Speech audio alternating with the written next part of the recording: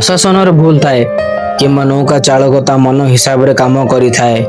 ଗଭୀର ଜଳରେ ବି ମା ନିଜେ ନ ଡରି ତା ପୁଅକୁ ସାହସରେ ଧରିଥାଏ। ପବନର ବେଗ ଯେବେ ହଠାତ୍ ତୀବ୍ର ହୋଇ ବଢିଥାଏ, ଲୋକ କୁହନ୍ତି ରହିଯାଅ, ଆଗକୁ ନିଅନି ନୌକା।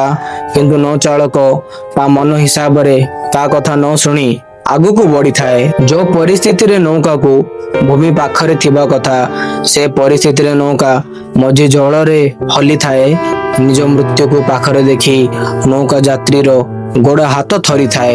ଧୀରେ ଧୀରେ ନୌକା ଯେବେ ପାଣିରେ ବୁଡିଥାଏ, ବସି ରହିଥିବା ଯାତ୍ରୀ ମାନଙ୍କ ଭିତରେ ଉଦ୍ଧାର ଜ୍ୟାକେଟ ଖୋଜିବା ପାଇଁ ଧାଁ ଧପଡ଼ ଲାଗିଥାଏ। ଉଦ୍ଧାର ଜ୍ୟାକେଟ ସରି ପିନ୍ଧିବା ପାଇଁ ମଣିଷ ତାକୁ ବଳକା ଥାଏ। ମା ଗୋଟିଏ ଜ୍ୟାକେଟରେ ପୁଅକୁ ଛାତିରେ ବାନ୍ଧି ତାକୁ ଧରିଥାଏ। ଛୋଟ ପଟ ମଣିଷ ଏବେ ଜନ୍ଦା ପିମ୍ପୁଡି ଭଳି ଜୀବନର ଅର୍ଥ କଣ ସବୁ ବୁଝିଥାଏ।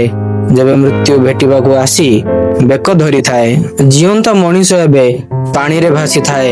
ଉଦ୍ଧାର ଜ୍ୟାକେଟ ତ ମାଧ୍ୟମ କିଛି ସମୟ ପାଇଁ ମୃତ୍ୟୁକୁ ଟାଳିବା ପାଇଁ। ମୃତ୍ୟୁ ତ ସମସ୍ତଙ୍କୁ ଜଗି ବସିଥାଏ। ଥଣ୍ଡା ଜଳ ତୀବ୍ର ପବନରେ ପାଣି ଡେଉଁଥାଏ। ନ ପହଁରିବା ଜାଣିବି ମା ତା ପୁଅକୁ ଜାବୁଡି ଛାତିରେ ଧରିଥାଏ। ପୁଅ ଚିତ୍କାର ନ କରି ଭୟରେ ତୁନିଥାଏ, ସବୁ ହେଇଯିବ ଠିକ, ସାଥିରେ ତ ମୋ ମା ଅଛି ଭାବି ମାକୁ ଧରିଥାଏ। ଧୀରେ ଧୀରେ ଯେବେ ପାଣି ପୁଅର ପାଟିରେ ପଶିଥାଏ, ପୁଅର କଷ୍ଟ ଦେଖି ମାର ଲୁହ ଜଳର ପରିମାଣକୁ ବୃଦ୍ଧି କରିଥାଏ।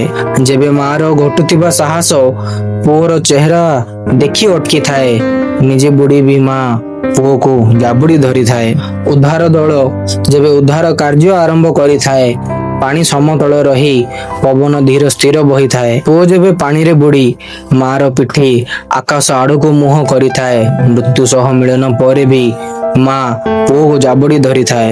ଉଦ୍ଧାର ଦଳର ବି ଗୋଡ଼ ହାତ ଥରିଥାଏ। ଗୋଟିଏ ମୃତ ମାର ଶରୀର ଯୋଉ ମୃତ୍ୟୁ ପରେ ବି ପୁଅକୁ ଧରିଥାଏ। ସ୍ୱର୍ଗରେ ଭଗବାନ ଆଶ୍ଚର୍ଯ୍ୟ ହୋଇ ସବୁ ଦେଖିଥାଏ। ଯେବେ ମା ତା ପୁଅକୁ ସ୍ୱର୍ଗରେ ବି ଜାବୁଡି ଧରିଥାଏ। ମୃତ୍ୟୁ ଏବେ ଭଗବାନଙ୍କ ଆଗରେ କ୍ଷମା ମାଗିଥାଏ। ସେ ମାର ମମତା ଦେଖି ସେ ତାର ଭୁଲ ବୁଝିଥାଏ। ଅଘଟଣ ଆଜି ନହେଲେ କାଲି ତ ଘଟିଥାଏ। ପ୍ରଶାସନ ଆଗରେ ମଣିଷ ଥୋଡିନା ପ୍ରଶ୍ନ କରିଥାଏ। ଅନ୍ୟର କ୍ଷତିରେ ଥୋଡିନା ନିଜର କିଛି କ୍ଷତି ଥାଏ। ଅନ୍ୟ ଜୀବନ ହାନିରେ ଥୋଡିନା ନିଜର କିଛି ଫରକ ପଡିଥାଏ।